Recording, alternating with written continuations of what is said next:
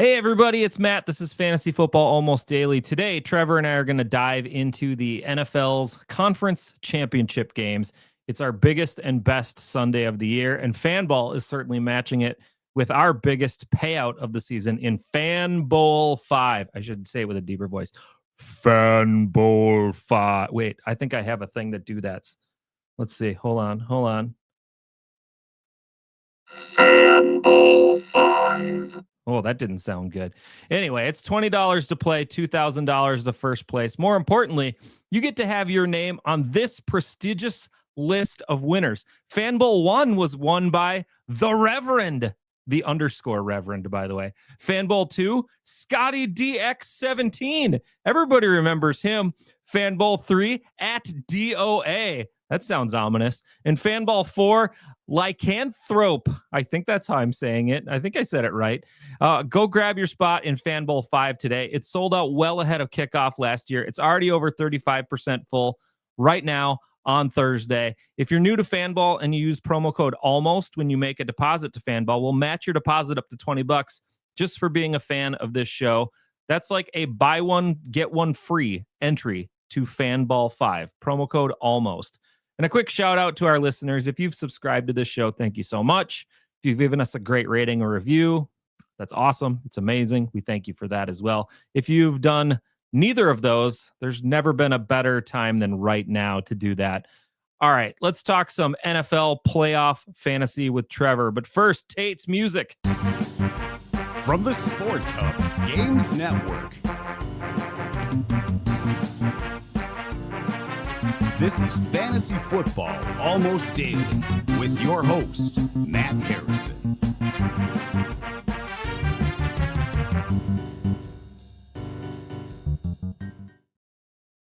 Fanball 5. That was the better one.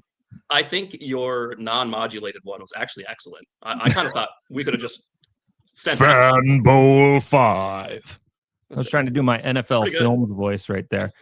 With me today, as almost always, it's Trevor Jones. Trevor, kind of sweet to see the Bears go out, right?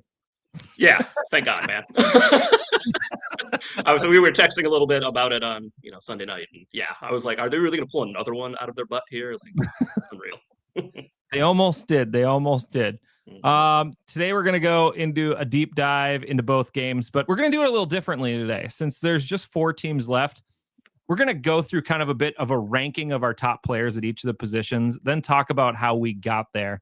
And it's still from the lens of Fanball DFS values. For instance, a $3,500 player on Fanball might be a better option just because of his pricing. Again, you can use this information on just about any other DFS platform. Most of it transfers over. And if you're playing in a playoff fantasy league, the show's still relevant if you fill out your weekly lineup there. So, Trevor, we decided to rank the top 4 quarterbacks, and we each did it independently.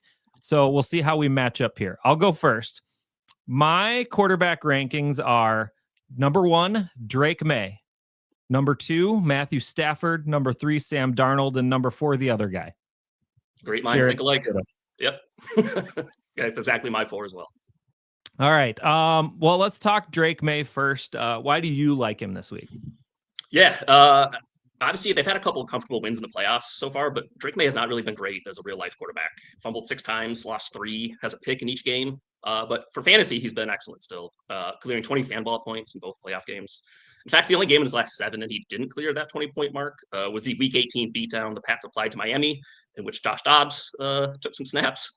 And the matchup gets significantly better this week. Denver's defense just isn't the bulldozer that the Texans are. Since Denver's Week 12 bye, they've let the Commanders and Packers put up 26, the Jags 34.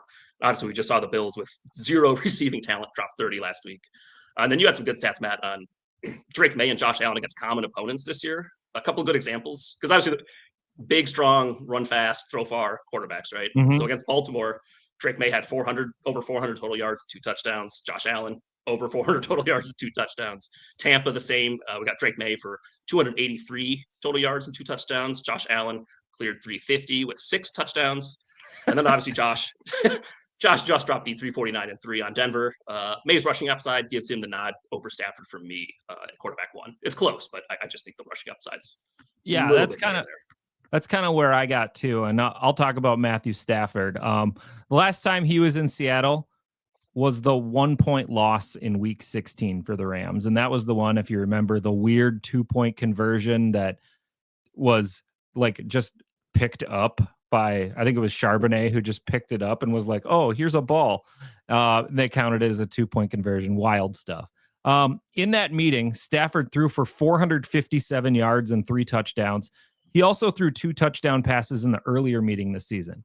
So 5 of the 20 touchdown passes thrown against the Seattle Seahawks this season were Matthew Stafford.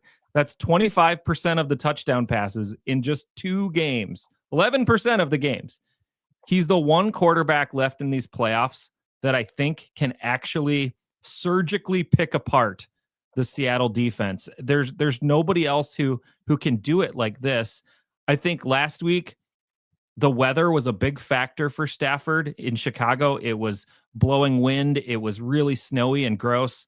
I don't think he likes that kind of weather. The weather in Seattle is supposed to be 39 degrees, which isn't terrible, and 0 wind. A slight chance of precipitation, but most importantly, like 0 wind at all. So I think that this bodes well for Stafford. I like the Rams personally in this game. I know that Seattle's favored, but I think Stafford is the one guy who can win here. Yeah, I think in most of my lineups, I'll probably have Stafford and Drake May. Let's not. We'll get to Jarrett Stidham, but let's not play Jarrett Stidham. Yeah, Sam Darnold's the next guy, and just for the listener's sake, I took the NFC guys. Trevor took the AFC guys to kind of dive deep into. Darnold has no fear of the Rams either, but he does throw. I should say he doesn't throw as many touchdowns as Stafford, and that lingering oblique issue is a little bit scary for me. Obviously, Seattle didn't need to pass the ball a lot last week. They won the game on the opening kickoff. They had all the points they needed on the opening kick. So with that oblique, he didn't have to throw a lot last week. He only threw 17 times, completed 12 of them for 124 and a touchdown. But in week 16, when these two teams played, and I'm going to reference the week 11 and week 16 games a lot, Darnold had 270 yards, 2 touchdowns, and 2 interceptions. In the week 11 game, he had 279 yards. He had 4 interceptions in that game. So almost half of Darnold's interceptions this year, he had 14 on the year, came against the Rams. And you got to remember, last year, as a member of the Minnesota Vikings, he could not get past the Rams either. He lost to them twice.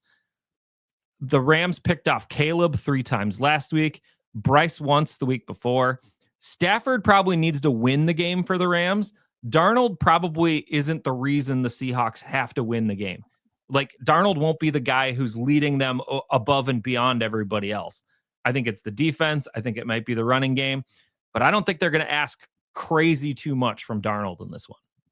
No, I don't think so either. They just clearly want to run the ball and lean on the defense. And I'd say too, Charles Cross, their starting left tackle, and the other 2, left tackle 2 and left tackle 3, all missed practice on Wednesday. What did they go for team lunch or something like that? I don't know. Yeah, they all ate the wrong shrimp together or something. But yeah, Jared Verse against left tackle 4 or left tackle 3.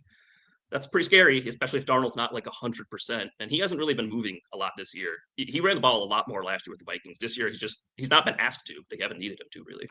Very statuesque. Well, what do you got on Jarrett Stidham and why? Yeah. I mean, is there a scenario where you play him here? I don't think so.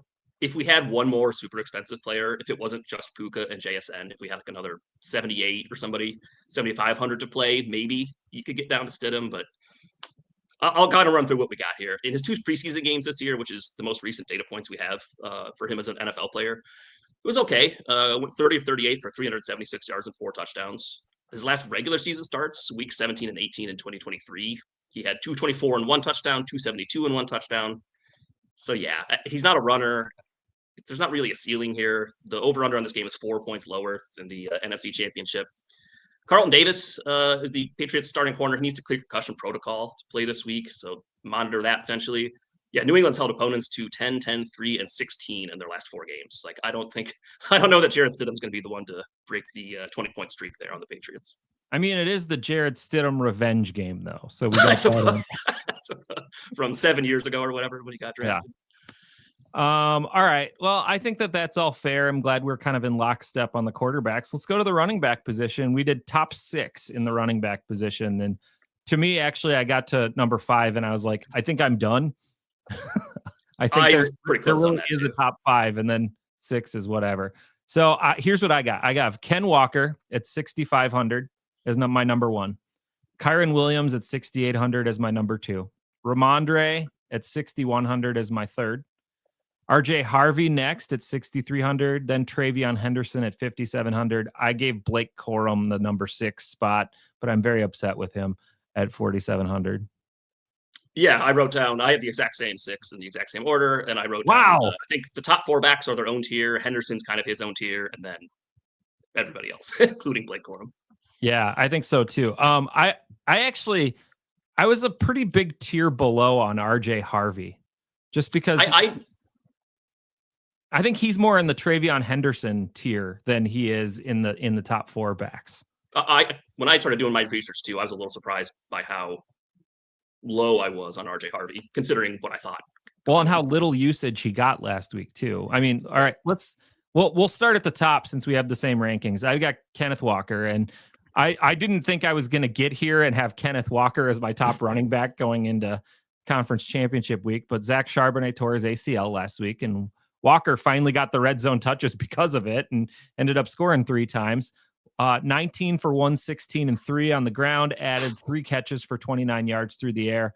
And we're not worried about George Holani or Cam Akers stealing Walker's touches in this game. They're gonna try to roll with him, and he just might get like crazy bell cow usage in this game.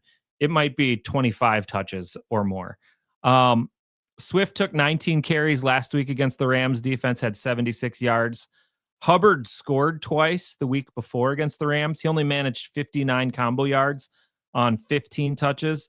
But this defense is gettable from the run. They're not the world's greatest run defense.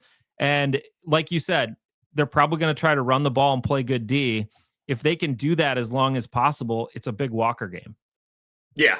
Did you know that Velus Jones Jr., the former Bears receiver draft pick bust, is their backup running back? Is he?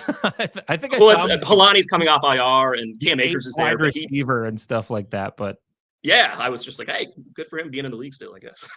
I guess I'm with you. I think Ken Walker is the easiest click on the slate. Yeah. The next guy is Kyron Williams.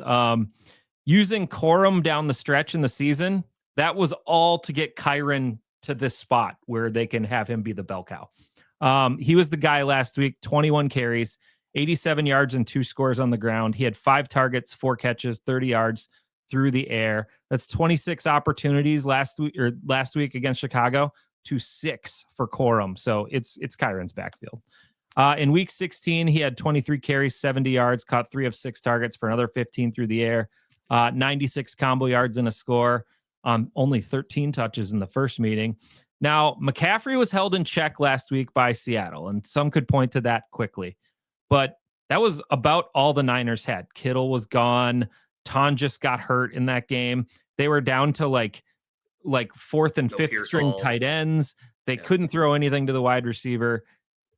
Purdy had no time at all. So it was McCaffrey, and he still did well out of the backfield and still got you double-digit Fanball points. But Kyron Williams has other weapons around him in Los Angeles that the Niners simply just did not last week. Exactly. San Francisco was just so, so shorthanded. It's like, well, yeah, you have one good player. So if we cover him, I bet we win the game. And the Rams have 3 or 4 guys that can, burn you down, obviously.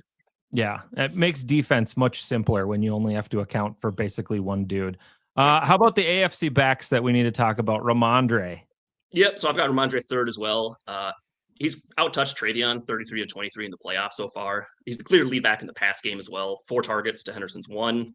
He's also the main goal line back right now. The issue is that Denver has an excellent run defense. They've held opposing ground games to less than 95 yards in over half their games this season. I do expect Denver to struggle on offense, so I do think we're going to get a decent amount of carries from Ramondre and Travion. If they got to 28 to 30, I wouldn't be stunned, just because I don't think Denver could do much. And if the Patriots are at like 21 points, I kind of expect them to just like run the ball out because like I don't think Denver's getting to 21. So Ramondre, he's okay. If I had to give him like a grade, probably like silver. Okay. RJ Harvey at 6,300. Yeah, this one's weird. J.K. Dobbins might come back, I guess. What?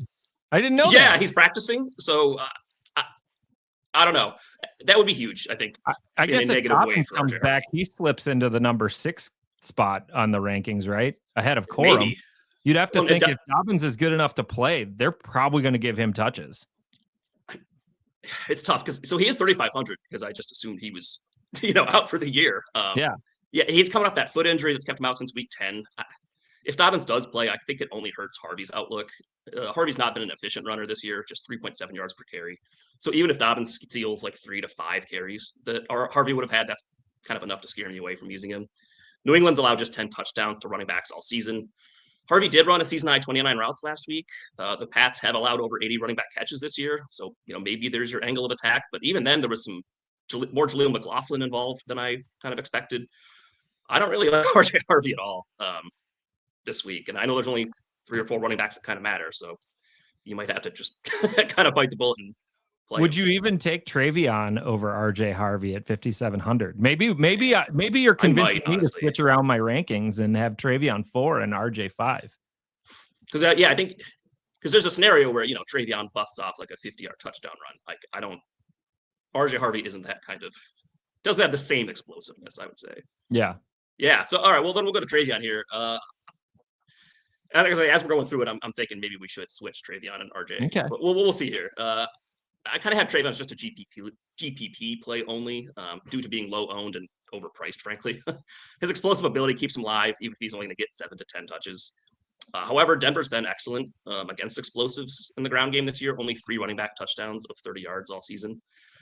Henderson's playoff efficiency has been brutal. 23 touches into 59 scoreless yards. He's going to be overlooked, but also he's the kind of guy that could break the slate with, which he's done multiple times this year with just a couple long runs.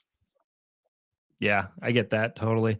Blake Corum was the last guy I had. I mentioned it earlier, only 6 carries for 19 yards. Cost me a parlay, a 6-leg parlay. I needed him to get to 20, and he did not get to 20. What a jerk. Corum hasn't had a double-digit PPR day since week 16 in Seattle. That was the last time he also scored a touchdown. But they didn't use him nearly as much as Kyron in that game either. 14 touches for Corum, 26 for Kyron. I don't think I can put him in any lineups, but he's slightly better than like Jaleel McLaughlin for the 6 spot. If J.K. Dobbins is live, I think he vaults into this 6 spot because 3,500 for J.K. Dobbins is much better than 4,700 for Blake Corum. Yeah, I'm with you. I think the only way you play Blake Corum is if you decided to do like the Rams onslaught. If you went Stafford, Devontae, Puka, and Blake Corum, maybe. Well, I mean, let's talk about the wide receivers because that's where you're spending all your money, right? Wide receivers, we're going to do top 8. Here's what I got. I got Puka, number 1, 8,800. JSN, number 2, 8,200. Then I have a pretty big gap. That's the tier break right there. I got Stephon Diggs at 3 at 6,100. Then Devontae Adams at 6,500. Kayshon Boutte at 4,700. Cooper Kupp, 3,600 is number 6. Cortland Sutton all the way down to number 7 at 5,900. And Rashid Shaheed at 4,000 at number 8. And I don't really like Rashid Shaheed at 8, but maybe you have a couple of different guys. It seems like you raised an eyebrow, so we have some differing opinions here. I was going to say, we finally got off the mind meld. So yeah, same with you, Puka, JSN 1, 2. 3, I have Devontae, Sutton at 4, Steph Diggs 5, Boutte, Marvin Mims at 7, and then Cooper Kupp. I just kind of dart through the other Seattle receiver at 8. I will say the top 7, I felt much better about them than I did my 8th receiver. All right. I'll start off with Puka. In 2 games this season against this vaunted Seahawks secondary, Puka put up 12 catches, 225 yards, and 2 touchdowns. Oh, wait, that was just the week 16 game. I'm sorry. I got it totally wrong there. A game Devontae Adams did miss. Add in another 7 catches for 75 yards from week 11. Dude, he put up 225 yards and 2 scores against the Seahawks defense about a month ago. Come on. I'm not sure if the Bears neutralized him or if just the snowy, slippery weather was just something that the Rams couldn't overcome last week. They still did, but if you have to choose one wide receiver this week, it's easily Puka. And then I move on to JSN. And here's my deal. I think you could only put one of JSN and Puka in your lineups, or else you got to get real dirty at running back. JSN's in a fine spot too. He had 8 catches for 96 yards and a touchdown in the last meeting, 9 for 105 in the one before. He's fine. He's going to put up good, solid numbers like that. There's otherworldly upside with Puka, though, that nobody else has in this game. And if you can only choose one, which I kind of think in most of these builds, I can only choose one. I think I'm choosing Puka over JSN. Yeah, I'm definitely choosing Puka over JSN. I would say I'm going to use Puka and JSN in every single lineup. So. You're going to do it? So yeah, I'll share it at the end. It's to see how you get there. Well, it's multiple tight ends is the path. I'm sure it is, but you got to get pretty nasty in other spots, obviously. Yep. Devontae was your number 3 guy. I'll talk about him for a minute. Only had 1 catch, 1 yard, and 1 touchdown against the Seahawks this year. Only played in that week 11 meeting. He did have 8 targets in that game. It's kind of crazy that he only had 1 catch. Has had 13 and 6 targets in the last 2 weeks. It feels like the Rams are fine showing him some love. And again, I think a lot of it was the weather last week in Chicago. But the weather's going to be just fine for Devontae this week. So you could convince me to move him up to 3. I liked Diggs a little bit better at a tiny bit cheaper price, but you can tell me about Diggs. Yeah, I'll be honest. I don't really like Devontae much this week. I dislike the other guys more, I guess. Mm-hmm. But yeah, Steph Diggs, so 6,100. Yeah, I've got him at number 5. He's going to see a lot of Pat Surtain, obviously. And he continues to play just 55% of the snaps. We thought that might get a little bit elevated as we get to the playoffs. But Trevor, here's my deal on Diggs. He's sneakily ran 57% of his routes from the slot this year. He's going to avoid Pat Surtain on a lot of these routes. So Demario Douglas runs a bunch too, but Diggs is like their sneaky slot guy. And so I just think that they're going to move him around and he's going to find a way out of the Surtain coverage. Yeah, actually, that does change it. If he's going to, because my thought was, well, Steph Diggs is, kind of your X, because especially with like Pop Douglas and some of these little bitty players that are, hey, let's go run against 6'2" Pat Surtain. Right. But yeah, Diggs has caught more than 3 passes in just 3 of his last 8 games. He did have a touchdown last week. Even then, it's against the Texans, and it's like, well, we know how Steph Diggs turns up for spike games. Like that's what gets him out of bed in the morning is like scoring touchdowns on his former team. So maybe there's, what else gets him up in the morning? Former teammates on him or what? Scoring touchdowns against Sean Payton. That's a great angle. That's touchdown. That's the number 1 touchdown in his career. Yeah. Just right on Sean Payton's dome. Yeah. So I don't know. I'm not definitely out on Steph Diggs. The game environment as a whole just kind of scares me. Mm-hmm. So, and then I'll go back up to Cortland Sutton here. I had him at 4th. On average, the Pats have allowed 10 catches for about 120 yards to enemy wide receiver cores per game, which are quality marks. They have allowed wide receivers to score plenty of touchdowns, though, ranking bottom 3rd in the league in that metric. With the Broncos' current mess of wide receivers 2 through 5 in regards to both injury and playing time, you'd expect the passing offense to just completely revolve around Cortland Sutton. As I mentioned earlier, with Stidham, Pats might be without Carlton Davis, who's one of their star outside corners. Obviously, they still have Christian Gonzalez. Sutton did lead the team in targets with 9 in the divisional round. Should lead again here. It feels like the only mode of offense is we'll try to run the ball and then like a play action deep shot to Cortland Sutton to try and dunk on somebody. Like I don't see a lot of ways in which Denver's moving the ball here. It feels like Denver's going to try to move the ball with phantom pass interference calls again. And honestly, doesn't get credit for those. Right. That's true. Let's see. Who did you have after? Why don't you talk about Kayshon Boutte? Okay. Yeah. Boutte was a guy I liked a lot more after looking into it here. So Sutton at 5,900. The next cheapest receiver is Kayshon Boutte at 4,700. Mac Hollins has a chance to play, apparently.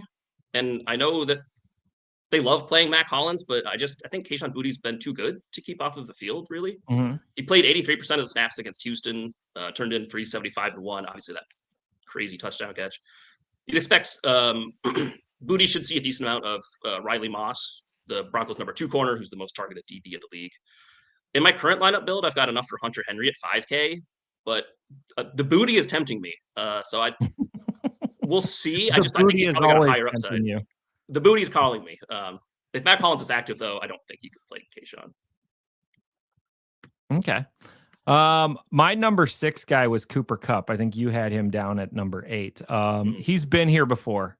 This is just a veteran wideout that the Seahawks might need to lean on in a game that could be high scoring. The Seahawks could be coming from behind, trying to get back in it. And if the Seahawks do try to come from behind, what are the Rams going to do? They're going to double team JSN all day long. So he caught 5 of his 5 targets last week for 60 yards.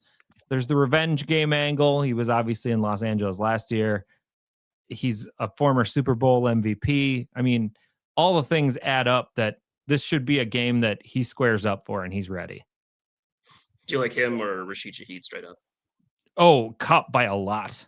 I think so, like too. Significantly more. 3,700, and Shaheed's more at 4,000. And I could talk about Rashid Shaheed. You do get credit on Fanball for return touchdowns, and he had one last week, and he had one in his last meeting with the Rams too. The problem is that's about all he has to show for it. That's Target all, yeah. totals of 1, 1, 1, and 2 in the last 4 games, of which he has 2 total catches for 10 yards. The other hope with Shaheed is he's active in the run game. He had 2 for 27 on the ground last week, 1 for 31 in the week 16 meeting with the Rams. I do think they give him 2 to 3 running back touches in this game, simply because they got to give running touches to somebody who's not Ken Walker, and Rashid Shaheed's probably the next best option. So I think that they will design more runs for Shaheed. That's why I had him at number 8. Is I just think there's an outside chance that he does get loose for a 40 to 60 yard rushing touchdown in this one, but you're not crossing your fingers for that, you know? Yeah, it's definitely just like GPP play only. But I do, because if it's not Ken Walker getting the carries, then it's like zeros, right? Velus Jones, and no offense to Cam Akers and these, but Rashid Shaheed, they just traded like a 4th round pick for. This is a 4.3 speed kind of guy. Oh, this just in. The Vikings just traded for Cam Akers. That is their favorite thing to do, is just reacquire Cam Akers. Very funny. They didn't actually do this. Anybody else on the AFC side that you liked? Yeah, the last guy was Marvin Mims at 7, 4,200. So yeah, the Broncos receiving room is kind of a mess right now. Troy Franklin and Pat Bryant got hurt in the previous game. They've been limited in practice. Pat Bryant needs to pass concussion protocol. So just a lot of this depends on health. If Pat Bryant plays, Lil Jordan Humphrey probably heads back to the bench. It looks like that's kind of the 1-for-1 X receiver. And then if Troy Franklin plays, Mims would get less looks. Mims did take advantage of both players missing last week, caught all 8 of his targets, 93 yards and a score. It's a good reminder that Mims is a capable player, but with so many receivers and the Sean Payton wide receiver usage is all over the place, and Jared Stidham, right? And it's a backup. So has Stidham been throwing to Yeah. Lil Jordan Humphrey in practice all year? I was gonna say maybe that is the angle. It's like, who's the lowest on the depth chart that's gonna get some run, and because the Stidham practice squad reps there. Yeah, that's all I got for AFC wideouts. All right, that's pretty much it for NFC. So I don't know. Would you move Diggs up to 3 if he's mostly a slot receiver, or would you keep him at 4 or 5? I would move him up past Sutton. Okay. And I think the game environment, I'd still keep him behind Devontae. All right. I gotcha. All right. Let's go to the tight ends. We did our top 4. Here's what I did. Colby Parkinson, 3,800 is number 1. Number 2, Tyler Higbee, 3,300. Number 3, AJ Barner, 3,600. Number 4, Hunter Henry, 5,000. I'm going to need the Hunter Henry explained to me here at number 4. Not that he's like in some great matchup or anything. But. He's not in a great matchup, and he's so touchdown dependent. If he scores touchdowns, he's great. If he doesn't score touchdowns, he's mostly nothing. And I'll tell you why I like Parkinson a lot better. Not only just the $1,200 price savings, which is a ton. He's had at least 7 targets in 3 of his last 4 games, 3 touchdowns in that span as well. He did play in Seattle for 4 years, so there's a little revenge angle there. Scored in the Week 11 matchup with Seattle, and the Seahawks gave up the 5th most receptions and 5th most yards to tight ends on the season.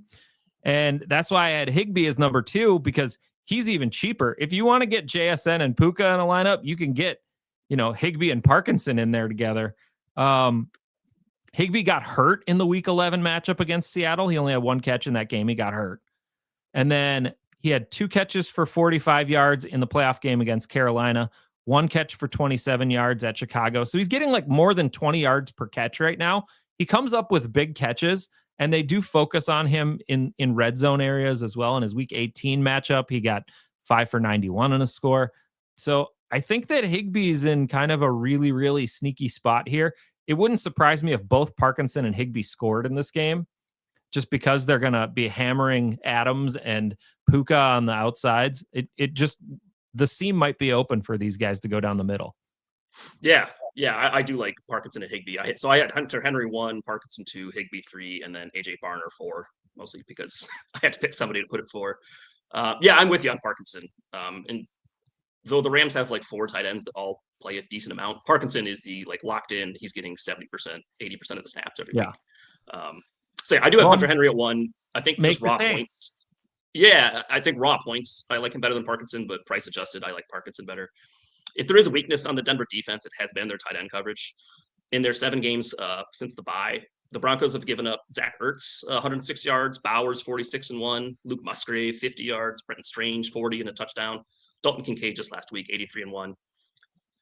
I probably won't get to Henry in most builds just because I'm using the tight end spots to play Tyler Higbee or Terrence Ferguson or whichever free tight end. Higbee I like a lot. You can't even play him in your own builds and you have him ranked number 1. What are you doing? That's true. That's probably an error there. I had AJ Barner 4th. I don't know if you got any thoughts on AJ Barner. Well, I do. He had 0 targets last week. That's 0.0. He did put up some big days against the Rams earlier this year. In the first meeting, he had 11 targets in that game, caught 10 of them for 70 yards. In the second meeting, he had 4 for 49 and a score. He's also the tush push guy for whatever that's worth. And with Zach Charbonnet out, they could use that in a goal line situation with Kenneth Walker, maybe or maybe not the guy that they want to use. If they get down to the 1-inch line, they're not pushing Darnold over there, especially with the oblique injury. That's too dangerous. It would be AJ Barner. So he's got an outside chance at a rushing score. He's put up some good numbers against the Rams earlier. I think that they might try to use him again. Yeah, I like him better than. Frankly, I liked him more than Hunter Henry because you get a price savings too. The price with Hunter Henry is tough because I think he's probably the most raw points you would project for. But like you said, he's boomer bust just like any other tight end. So it's a lot to pay for insecurity. Boomer bust, stay under 4,000. That's the way to do it. Yeah. Yep. All right. Is any Evan Engram steam at all, or are you just like, nope? I wrote him down because he's cheap enough, and it's Patriots are a bottom 3rd tight end defense and security blanket for the inexperienced quarterback. Maybe. I'd probably just go with Higbee. Boy, he was maybe one of the most disappointing signings of the year, I think. Yeah, and it wasn't even that he was bad. He was just sort of like invisible. I don't know. They just didn't use him at all. Trevor, what did you get for a lineup? Yeah, so this will be the right now we got 3 tight ends plus Puka and JSN. It's Drake and Stafford at quarterback, Ken Walker, Kyron, Puka, JSN, and then Evan Engram, Tyler Higbee, and Hunter Henry. Okay. I can't play 3 I'm going to counter a lineup back to you. I have one ready. All right. I have Stafford and May as my quarterbacks as well. I didn't go Puka and JSN. I have Puka and Diggs as my wide receivers, and I also have Cooper Kupp in my wide receiver tight end position. And then I've got Ken Walker, Kyron Williams, and Ramondre Stevenson in my lineup as well. and Colby Parkinson is my tight end. So I don't have that boomer bust double tight end stack. I got Cooper Kupp in there instead. Yeah, I do like. I will say, not having Ramondre in my lineup is like the thing that's giving me the most pause right now.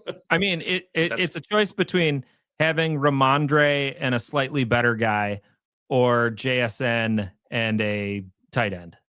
Yeah, or I'd have to go from Stafford to Darnold to fit Stevenson in, or We'll figure it out. We got a couple days still. Is there one like crazy flyer that maybe we talked about or maybe we didn't talk about? But if somebody's going to go win Fanball 5, like what's going to be the one weird guy they have in their lineup that just goes bananas? It's so weird because like I guess I'll go Terrence Ferguson because I don't think there's anyone on Denver that's really going to do this for you. Terrence Ferguson's at least on the team that might put up 30 points and has shown some juice and red zone ability. So okay, I kind of like that. It feels like you said, nobody's going to be on Travion Henderson, and maybe for better or worse, that's a bad idea. Yeah, but then if you see the back of his jersey as he goes 70, and you're like, oh well, I just won probably like 80% of my contests this week. Absolutely. Stuff. Just wanted to remind everybody, Fanball 5 is the big contest this weekend. It takes place at the Peacock. We do this once a year. $2,000 juiced prize pool. It's double the normal Peacock top prize. And then we have a bigger high five, a bigger buck hunter, and then a 5x5 as well. There's only 4 contests on the slate this week. As far as GPPs go, there's double ups and all that kind of stuff in there. And we've been selling out early too. Yeah. And I will say the sellouts have been coming earlier and earlier on Sunday. I think 2:00 Central Time kickoff for the first game on Sunday this week. But I imagine that most of these contests will probably be sold out before noon. And if you want to get in these contests, this is the time to go reserve your spot at least, or build like a pseudo lineup, or put in the lineup that Trevor or I suggested, and just have that as your placeholder for now, and then go tinker around with it on Saturday and Sunday. Hey, and use almost as your promo code if you want to make a deposit. If you haven't used that promo code yet, even if you've played Fanball before, you'll get a buy one get one on a deposit match there. So hey, that's kind of a good deal. Do that. Hey, that's a little secret for the people who got to the end of the show. Way to go. Giving out free money over here. That's how I roll. All right, Trevor, what are you going to do for Conference Championship Sunday? You hanging at home, watching it with your bro, or what are you doing? Yeah, probably just hanging at home and enjoying the fact that the Bears aren't in it. That's all I got. I mean, we're both in Minnesota. It's going to be so cold here. They already canceled school tomorrow for my kids. Yep. Because it's going to be like 20 below to start the day. So if you're in a warmer spot, please go outside and watch the game. go watch it on your patio TV. Get some sun for us. Yeah, please get that vitamin D. All right. Thanks to Trevor Jones, at TJones5 on Twitter. I'm at Explosive Output on Twitter. Tweet us if you like what you heard, and we'll be back. Well, I mean, we won't be back for the DFS show until before the Super Bowl here, but we'll probably be back with something next week. Who knows? We'll figure it out. I got to talk about my big prop bet sheet. We're gonna have to do one on that. My favorite prop bets. That'll be coming up. Everybody loves my prop bet sheet. Classic. All right. Thanks for watching and listening to Fantasy Football Almost Daily. We'll see you next time. This was Fantasy Football Almost Daily. Please subscribe and give us a 5-star rating wherever you listen to podcasts.